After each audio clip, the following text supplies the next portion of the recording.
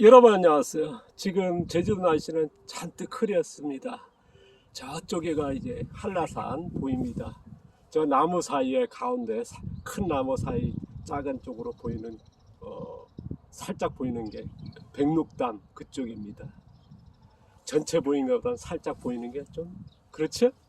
바다도 전체가 안 보이고 살짝 보이는 곳입니다. 자, 오늘 얘기는요, 조금 민감할 수도 있고, 이거를 해야 되나 말아야 되나 고민도 있었습니다. 그렇지만은, 이제 공부하시고, 이제 농사, 자연농에 입문하신 분한테는 굉장히 중요하고요. 또 자연농 하시라도 이거는 알고 갔으면 좋겠다.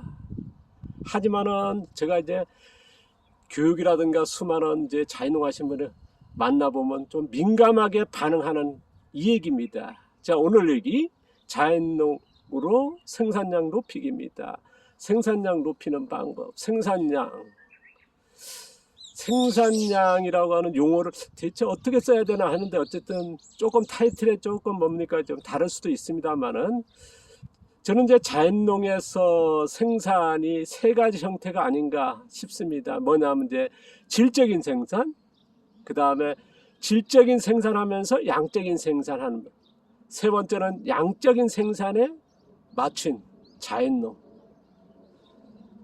자연농 하면 어떻습니까? 생태적인 농업, 자연적인 농업, 환경적인 농업, 그래서 철학적인 농업이다. 그래서 우리가 뭐 화학농약이라든가 비닐 같은 거 안 쓰고 자연에 맡겨서 최단으로 이제 농사를 짓는 데에서 자연농으로 우리가 인식하고 그 얘기를 하지 않습니까? 그러다 보니까 이제 생산은 어떻습니까? 질적인 생산에 맞춰 있거든요. 자연농 하신 분들은 아마 90.99%가 질적인 생산을 하기 위해서 자연농에 관심 있고 이쪽으로 지향하실 겁니다. 하지만은 현실은 어떻습니까? 자연농으로 해서 뭐 후쿠오카 마사노부가 얘기했던 이제 무의자연, 자, 무경원, 무비료, 무제초, 무농약. 자, 후쿠오카 마사노부의 그 이상을 따라서 자연농 하시는 분들이 되게 많거든요. 뭐 가오고치도 있고 이제 기무라도 있습니다만은.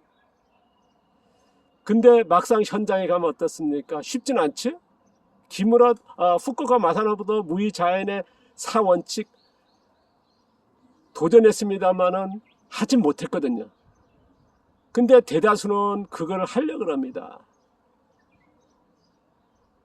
그 몇십 년 동안 했는데도 못한 후쿠오카 마사노부의 당대 이상일 뿐이거든요. 현실은 그렇지 않았다는 거. 근데 수많은 분들이 도전합니다. 그러니까 질적인 생산으로 한다. 근데 현장에서 보면 이제 뭐 어떻습니까?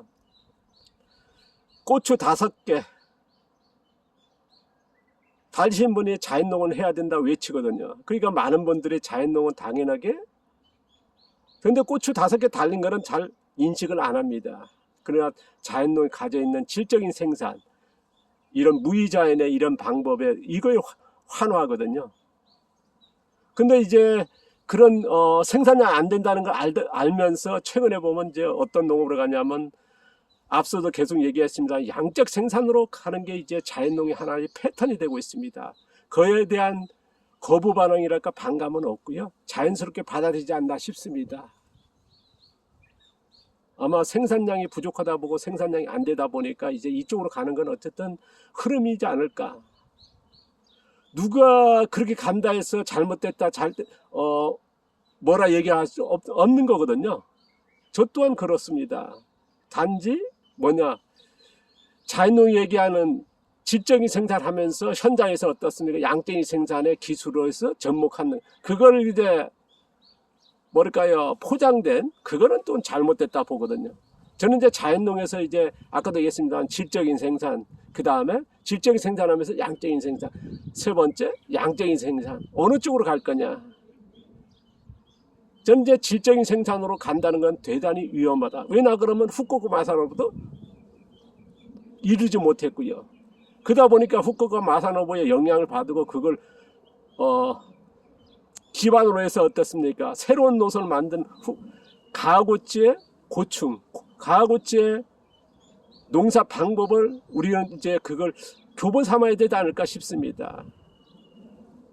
근데 후쿠오카 마사노부의 교훈 삼아서 새로운 방법으로 한 가와구치도 어떻습니까? 생산해서 변은 잘 됐습니다만은 상당한 노동과 그리고 많은 분들이 그걸 따라가지 못했거든. 그러다 보니까 어떻습니까? 기무라 같은 경우는 또 새로운 방법의 농업을 찾았지 않습니까? 그래서 생산량을 안정화시키는 방법을 찾았거든요. 그게 변형시킨 거거든요. 그러니까 후쿠오카 마사부가 질적으로 지향했다 그러면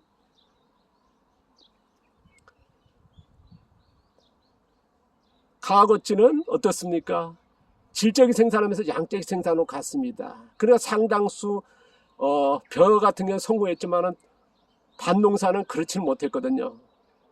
뭐 평가가 뭐 각기 다를 겁니다만은 기무라도 어떻습니까? 뭐 두 개 다 이뤘다 해도 뭐 관여할 정도 가고 있거든요. 그건 뭐냐 그러면 그렇게 변형이 됐으니까요. 거의 맞췄으니까요. 그래서 지금 우리나라에서도 자연농 한다 그러면 이 세 가지가 구분돼야 되고 이걸 따라서 기술이 전혀 달라지거든요. 제가 자연농한다, 생산량을 높인다, 생산량을 유지한다 했을 때 생산량을 어떤 쪽으로 갈 거냐? 질적으로 생산을 할 거냐? 아니면 질적인 생산을 하면서 양적인 생산을 할 거냐? 아니면 양적인 생산에 맞춰서 갈 거냐? 저는요, 질적인 생산하면서 양적인 생산에 맞춰 있습니다. 철저히 그쪽으로 기술을 찾고 있고 그거에 대해서 제가 계속 공개하고 있습니다.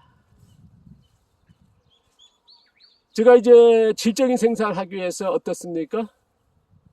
지연재배를 합니다. 흙의 양분을 많이 담아내는, 그래서 농약을 안 쓰고 그런 비닐 멀칭 뭐 그런 것도 안 하고 농사 짓기 위해서 제가 최적의 방법이 뭐냐? 질적인 생산이었다는 거예요. 그리고 양적인 생산하기 위해서 또한 지연재배입니다. 오래 키우는 거죠. 그리고 거기에 더 확실한 양적인 생산하기 위해서 연차 혼작 재배, 이 두 가지 기술을 병합해서 쓰고 있습니다. 대개 보면 질적인 생산 어떻습니까? 생산을 거의 무비를 얘기하지 않습니까? 그러다 보니까 생산량이 안 되는 거고요. 자, 양적인 생산 어떻습니까? 우리가 지금 현대 농업의 대부분을 차지하는 화학농이나 친환경의 유기농에서 작물 재배 방법인 촉성 재배를 기반한 거거든요. 이게 양분이 되니까 이제 빨리 키우게 되는 거고, 그 다음에 양적 생산되는 거 아니겠습니까? 그래서 양적인 생산 농업이 자연농이 그쪽으로 흐름에 아무런 저항 없이 이제 이쪽으로 가는데요. 가는 것들에 대해서 뭐 제가 왈가볼 건 아닙니다만은 어쨌든 자연농 하면은 이제 세 가지 방법이 지금 우리가 보편적으로 가고 있다. 근데 이제 저희 견해는 뭐냐? 질적인 생산은 자연농이라 어쨌든 간에 생산량이 돼야 되지 않습니까? 그거는 대단히 어렵다는 거. 자, 후쿠오카 마사노도 이루지 못했고 가와구치도 이루지 못했다. 그래서 변형을 했다라고 하는 거거든요.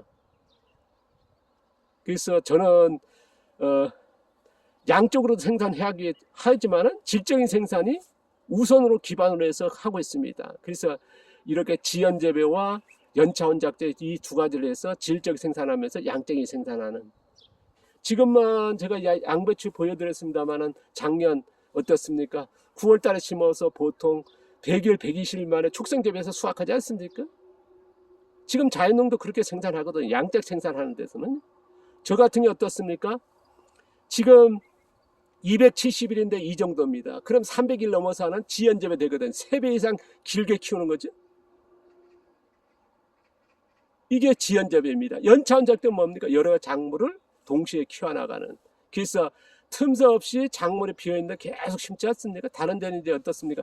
다 수확 끝내고 새로운 작물 또 새로 심지 않습니까? 저희 같은 경우에 작물이 있을 때 계속 심어가는 그런 이 두 가지로 해서 질적인 생산과 양적인 생산을 가고 있더라는 거. 그래서 여러분도요, 아마 농사를 시작하시고 배우시고 농사를 시작할 때 농사를 얘기할 때 이 세 가지를 가지고 얘기를 해야 된다는 게 저희 생각입니다. 자, 오늘 조금 불편한 내용이 많았는데 이해를 부탁드리고요. 감사합니다.